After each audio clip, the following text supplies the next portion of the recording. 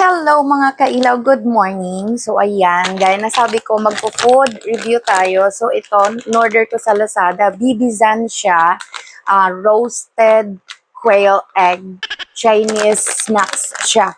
So tignan natin kung ano yung lasa. Salted. Mga quail egg talaga siya, yan no? Ang daming laman.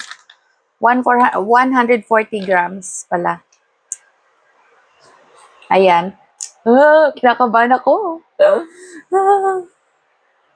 Wala siyang, ano yung amoy niya? Parang wala namang masyadong amoy.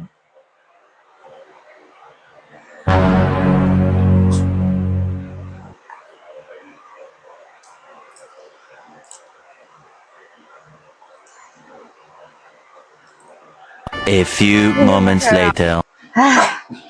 Nagsuka ako. Sa masarap. Para siyang malansa. Para siyang malansa na hindi ko maipaliwanag yung lasa. Pero bagsak. Sorry. Ito naman, tikman natin.